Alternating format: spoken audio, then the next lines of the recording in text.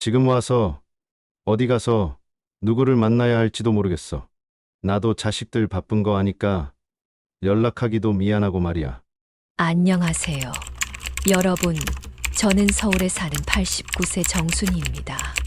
오늘 제가 드릴 이야기는 여러분의 노후를 완전히 바꿀 수 있는 인생의 가장 중요한 조언입니다. 혹시 이런 생각 해보신 적 있으세요? 노후는 그냥 자연스럽게 흘러가는 거야. 어떻게든 되겠지.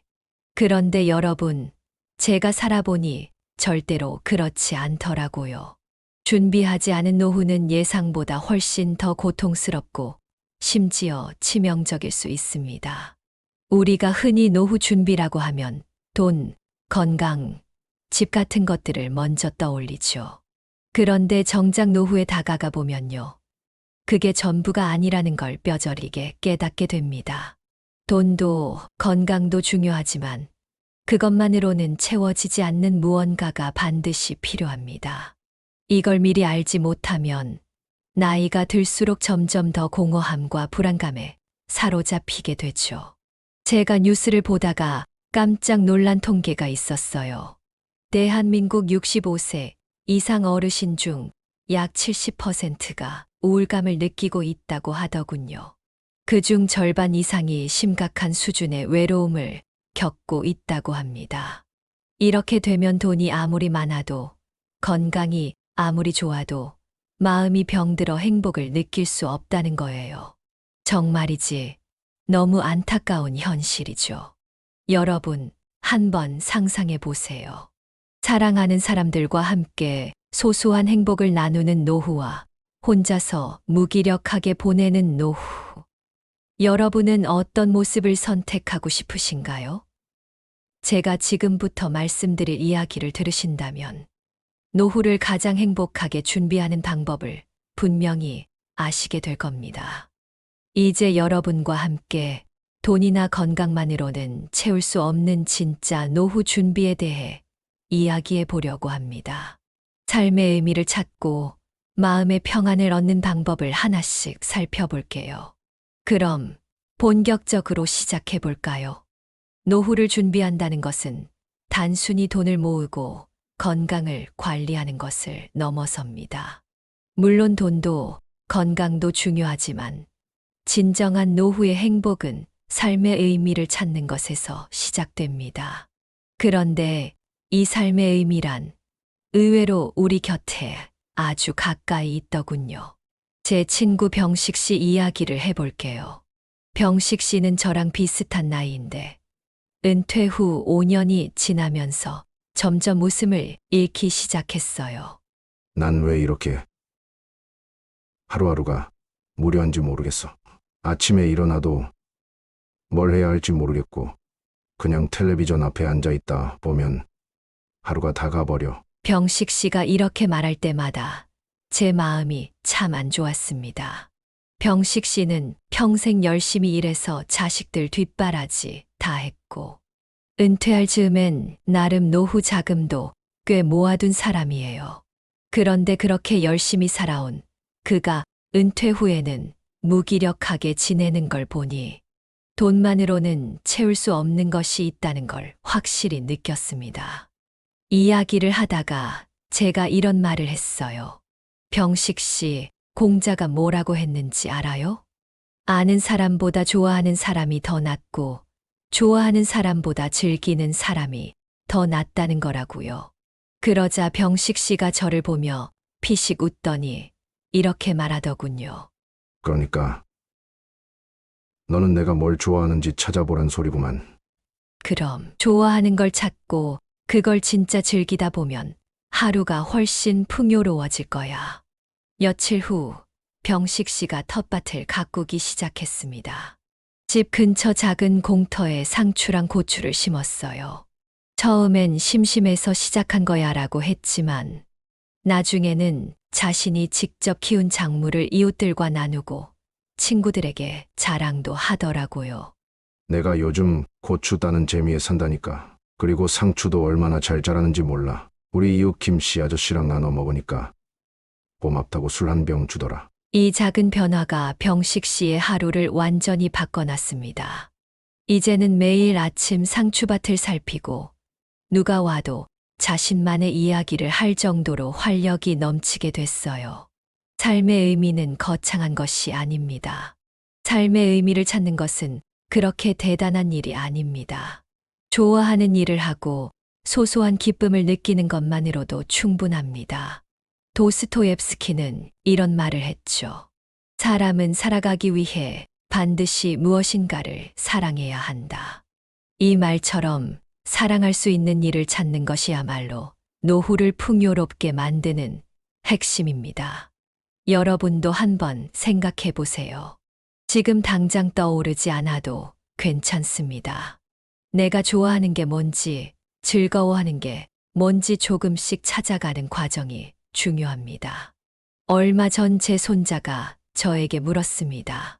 할머니, 요즘 뭐하고 지내세요? 그 말에 한참을 생각하다가 이렇게 답했죠. 할머니는 지금도 뭘 좋아할까 고민 중이야. 그런데 손자 너랑 이야기 나누는 이 순간이 너무 좋다. 그러자 손자가 웃으면서 이렇게 말하더군요. 할머니, 그러면 좋아하는 걸 나랑 같이 찾아봐요. 그 순간 저는 깨달았습니다. 나 혼자서 모든 걸 찾으려고 애쓸 필요가 없다는 걸요. 가족과 함께, 친구와 함께 새로운 것들을 찾아가는 기쁨도 삶의 의미를 찾는 중요한 과정입니다. 여러분, 삶의 의미를 찾는 것은 생각보다 가까운 곳에 있습니다. 좋아하는 일을 찾고, 그걸 즐기고, 또 누군가와 함께 나눌 때 비로소 노후는 행복해질 수 있어요. 그렇다면 삶의 의미를 찾아가는 과정에서 가장 먼저 챙겨야 할 건 무엇일까요? 다음에서는 이 의미를 지탱할 수 있는 가장 중요한 요소, 바로 건강에 대해 이야기해 보겠습니다. 노후를 맞이하면서 우리가 가장 중요하게 생각하는 것 중 하나는 건강입니다. 하지만 건강은 단순히 병원에서 받는 진단서에만 있는 게 아닙니다. 신체적 건강과 정신적 건강은 긴밀히 연결되어 있습니다. 마음이 병들면 몸도 병들고, 마음이 건강하면 몸도 함께 건강해지기 마련이죠. 제 친구 영철 씨는 참 성실한 사람이었습니다. 40년 가까이 한 직장에서 묵묵히 일했고, 가족을 위해 뭐든 희생하며 살아왔죠. 그런데 은퇴한 지 몇 년 지나고 나니 얼굴에서 웃음이 사라졌습니다. 몸도 여기저기 아프다며 병원을 자주 다녔어요. 요즘 부쩍 허리가 아파서 걷는 것도 힘들어. 병원에서는 별 이상 없다고 하는데 왜 이렇게 힘들지 모르겠어. 영철 씨, 혹시 요즘 마음이 좀 무겁지 않아? 그런가? 사실 뭐 특별히 기쁜 일이 없으니 하루하루가 무미건조하긴 해. 영철 씨는 마음에 쌓인 우울과 스트레스가 자신의 건강을 갉아먹고 있다는 걸 깨닫지 못하고 있었습니다. 그래서 제가 이런 얘기를 해줬습니다. 영철 씨, 옛날부터 이런 말이 있잖아. 병은 마음에서 온다. 이건 단순한 속담이 아니라 실제로도 맞는 말이래. 마음이 평온해야 모든 게 잘 돌아간다는 거지. 그랬더니 영철 씨가 말하더군요. 마음이 몸을 병들게 한다는 얘긴 많이 들었지만 난 그냥 나이 들어서 그런 줄 알았지. 그런데 어떻게 해야 마음을 편안하게 할 수 있을까? 그래서 제가 영철 씨에게 작은 변화를 제안했어요. 매일 아침 공원 산책을 해보라고요. 처음엔 귀찮다며 선뜻 나서지 않더니 며칠 후 공원에서 만난 영철 씨가 말했습니다. 내가 그동안 왜 이걸 안 했나 모르겠다. 아침 공기 마시며 걷는 것만으로도 이렇게 기분이 좋아질 줄 몰랐어. 영철 씨는 그 후로도 꾸준히 산책을 이어갔고, 산책 중 만난 이웃들과 이야기를 나누며 점점 더 활기를 되찾았습니다.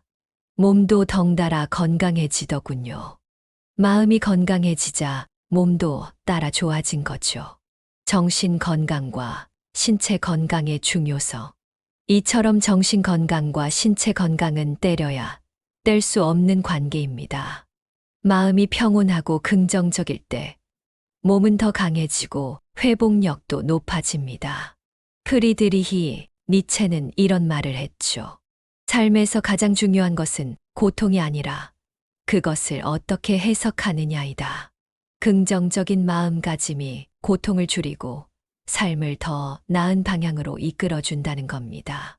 여러분도 이런 경험 없으신가요? 기분이 좋을 때는 아프던 곳도 덜 아픈 것 같고 피곤함도 덜 느껴지죠. 반대로 마음이 힘들 때는 작은 통증조차 크게 느껴지고 몸이 더 무거워지곤 합니다. 며칠 전 제 손녀가 할머니인 저에게 이런 말을 했어요. 할머니, 요즘 왜 이렇게 기분이 좋아 보여요? 할머니가 매일 아침 산책을 하면서 새소리를 듣고 나무를 보니까 마음이 참 편안해지더라. 그럼 나도 할머니랑 같이 산책 나갈래요. 그 후로 손녀와 함께 산책을 나가며 이야기를 나눴습니다. 서로의 이야기를 듣는 것만으로도 얼마나 큰 위로가 되던지요. 가족과 함께 시간을 보내며 얻는 정서적 안정은 마음을 건강하게 하고 그 마음은 몸을 회복시키는 놀라운 힘을 가지고 있습니다. 마음이 건강하면 몸도 건강해진다는 것은 단순한 말이 아닙니다. 마음을 다스리는 작은 습관만으로도 삶은 달라질 수 있습니다. 그렇다면 건강한 마음과 몸을 유지하면서 동시에 더 행복한 노후를 만들기 위해 필요한 것은 무엇일까요? 이제 다음 단계에서 사람들과의 관계, 연결의 중요성에 대해 이야기해 보겠습니다. 노후를 행복하게 보내기 위해서 중요한 것이 있습니다. 바로 사람과의 연결입니다. 나이가 들수록 친구들이나 가족들과의 관계가 단절되기 쉽습니다. 그런데 이 관계 단절은 단순한 외로움 이상의 문제를 초래할 수 있어요. 외로움은 마음뿐만 아니라 신체 건강에도 심각한 영향을 미친다는 사실 알고 계신가요? 제 친구 기철 씨는 은퇴 후 혼자 지내는 시간이 많아졌습니다. 부인은 일찍 세상을 떠났고 자식들은 각자의 가정과 일 때문에 바쁘다 보니 기철 씨는 혼자 밥을 먹고 TV를 보는 시간이 대부분이었죠. 어느 날 오랜만에 기철 씨를 만났는데 얼굴이 무척 어두워 보였습니다. 기철 씨, 요즘 무슨 일 있어? 아니, 별일은 없어. 근데 왜 이렇게 마음이 허한지 모르겠어. 그냥 살맛이 안 난다고 해야 하나. 저는 기철 씨가 왜 그렇게 느끼는지 알 것 같았습니다. 혼자 있는 시간이 길어지다 보니 자연스럽게 외로움이 찾아온 겁니다. 그때 제가 기철 씨에게 이런 말을 해줬어요. 사람은 혼자 살아갈 수 없고 누군가와 연결될 때 비로소 온전해진다는 거지. 우리도 서로 도우며 살아야 하지 않겠어. 기철 씨는 고개를 끄덕이며 이렇게 말했습니다. 그 말이 맞긴 한데. 지금 와서 어디 가서 누구를 만나야 할지도 모르겠어. 나도 자식들 바쁜 거 아니까 연락하기도 미안하고 말이야. 그래서 제가 동네 어르신들과 함께 운영하는 작은 모임에 기철 씨를 초대했습니다. 매주 한 번씩 모여서 다 같이 차를 마시며 이야기를 나누는 모임이었어요. 처음엔 어색해하던 기철 씨가 몇 번 참석하더니 나중에는 모임에 없어선 안 될 중심 인물이 되더군요. 어느 날 기철 씨가 모임 자리에서 말했습니다. 여러분, 제가 여기 오기 전엔 그냥 하루하루 버티며 살았어요. 근데 요즘은 이렇게 사람들과 이야기 나누는 게 얼마나 큰 힘이 되는지 몰라요. 정말 감사합니다. 사람과의 연결이 기철 씨를 다시 활기차게 만들어준 겁니다. 사람과의 관계는 단순히 마음을 편안하게 해줄 뿐만 아니라 신체적으로도 큰 도움을 줍니다. 연구에 따르면 사회적 관계가 풍부한 사람은 외로움을 느끼는 사람보다 평균 수명이 더 길다고 합니다. 심지어 심장질환과 같은 치명적인 질병 발병률도 훨씬 낮아진다고 해요. 덴마크 철학자 키르케고르도 이런 말을 했습니다. 삶의 가장 큰 기쁨은 누군가와 마음을 나누는 것이다. 사람과의 연결은 단순한 기쁨을 넘어 삶을 지탱하는 가장 중요한 힘이 됩니다. 얼마 전 저희 가족 모임에서 이런 일이 있었습니다. 자주 보지 못했던 막내딸이 오랜만에 찾아왔더군요. 그래, 잘 지내지. 근데 너희들 얼굴 좀 자주 보면 더 좋을 것 같아. 그 말을 들은 딸이 미안했는지 이렇게 말했습니다. 이 짧은 대화 하나가 얼마나 큰 위로가 되었는지 모릅니다. 가족과의 관계를 회복하고 시간을 함께 보낼 때 느껴지는 따뜻함은 말로 표현하기 어려운 행복을 가져다 줍니다. 사람과의 연결은 우리의 마음을 풍요롭게 하고 삶을 더욱 건강하게 만들어줍니다.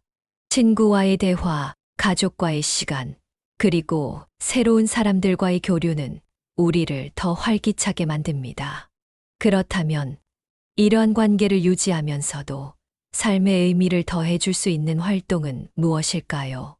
다음에서는 노후를 더 빛나게 만드는 의미 있는 활동에 대해 이야기해 보겠습니다. 노후를 보내는 동안 하루하루를 어떻게 채워나가느냐가 삶의 질을 결정짓습니다.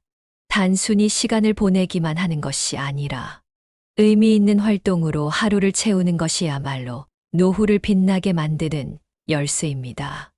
제 친구 은희 씨는 은퇴 후 한동안 무기력한 시간을 보냈습니다. 은희 씨가 그렇게 말할 때마다 저도 마음이 안 좋았습니다. 그러다 하루는 제가 은희 씨에게 이런 말을 했어요. 은희 씨, 우리 동네 텃밭 동호회 있는 거 알지? 거기 한번 나가봐. 흙 만지고 땀 흘리면 기분도 좋아지고 사람들도 만날 수 있을 거야. 그런 거 내가 할 수 있을까?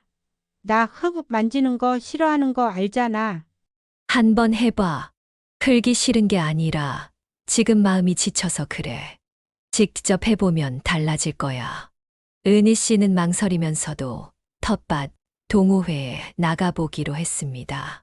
처음엔 서툴러서 고추 하나 심는 것도 어려워했지만 점차 재미를 붙이더니 나중에는 수확한 채소를 동네 사람들에게 나누는 사람이 되었습니다.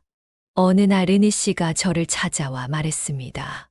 그 작은 도전이 은희 씨의 삶을 완전히 바꿔놓았습니다. 그녀는 이제 하루하루를 기쁨과 보람으로 채우고 있습니다. 의미 있는 활동은 우리 자신뿐 아니라 주변 사람들에게도 긍정적인 영향을 미칩니다. 봉사활동, 취미생활, 새로운 기술 배우기 등은 모두 우리 삶에 색다른 활력을 불어넣어 줍니다. 의미 있는 활동이란 반드시 대단한 것이 아니어도 괜찮습니다. 중요한 건 그 활동이 여러분에게 즐거움과 보람을 줄 수 있느냐는 거예요. 얼마 전 제 아들이 저를 찾아왔습니다.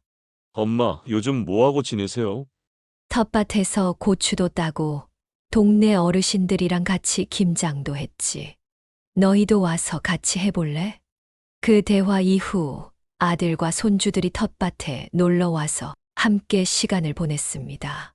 가족과 함께 의미 있는 활동을 하며 나누는 시간이 얼마나 소중한지 다시 한번 느낄 수 있었습니다. 이런 활동들은 단순히 시간을 때우는 것이 아닙니다. 활동을 통해 우리는 삶의 의미를 찾고 새로운 사람들과의 연결을 만들며 건강까지 챙길 수 있습니다. 중요한 건 자신이 좋아할 만한 활동을 찾고 작은 것부터 시작하는 겁니다. 봉사활동도 좋고 텃밭 가꾸기도 좋습니다.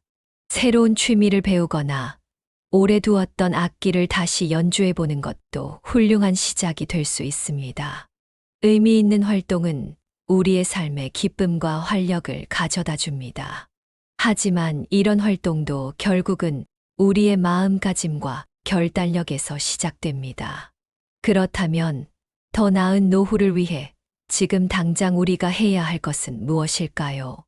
다음에서는 지금 바로 시작해야 하는 이유에 대해 이야기해 보겠습니다. 노후를 준비하는 데 있어서 가장 중요한 것은 언제 시작하느냐입니다. 많은 사람들이 내일 해야지, 다음에 생각해 보지 하며 미루곤 합니다. 하지만 노후 준비는 미룰수록 더 어려워지고 그 사이 우리는 가장 소중한 시간을 놓칠 수 있습니다.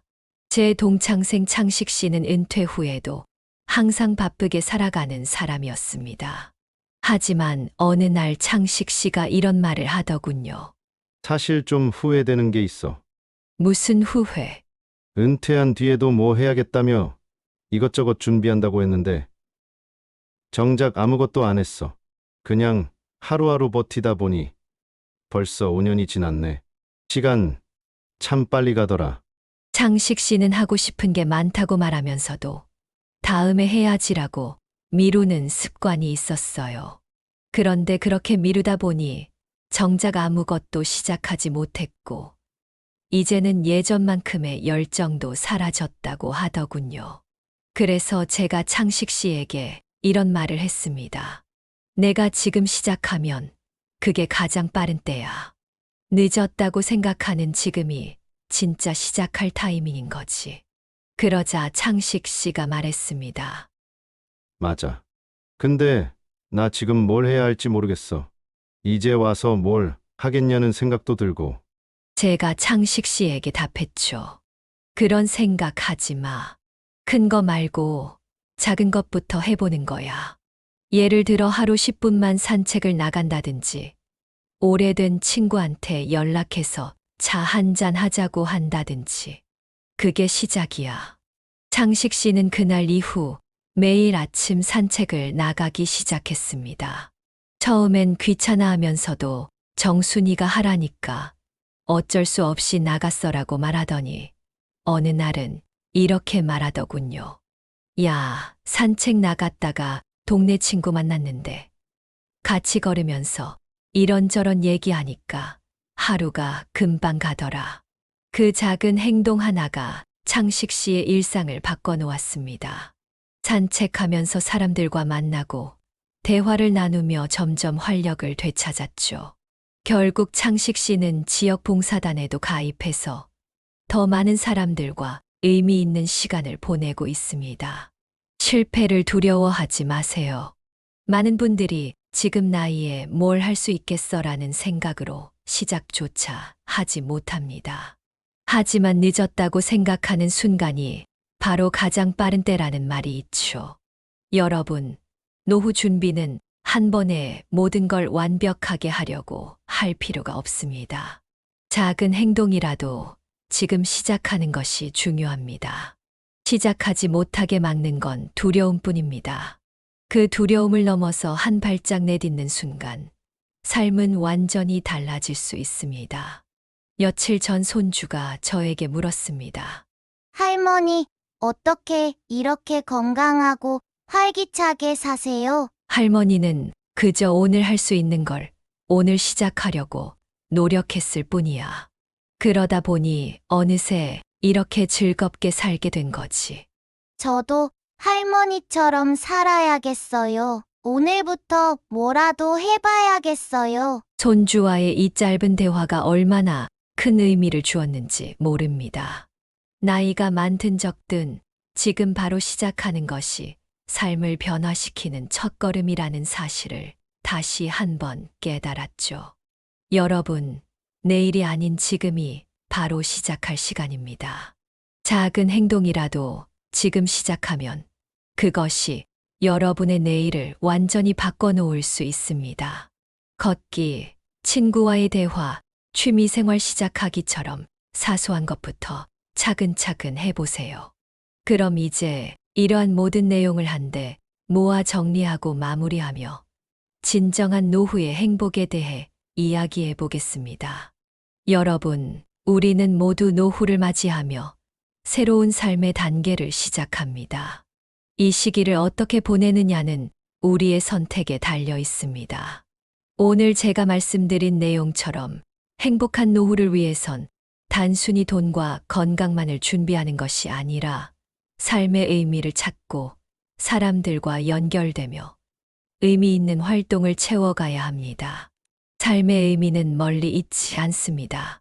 좋아하는 일을 찾고 작은 것에 감사하며 지금 이 순간을 소중히 여길 때 우리는 비로소 진정한 행복을 느낄 수 있습니다.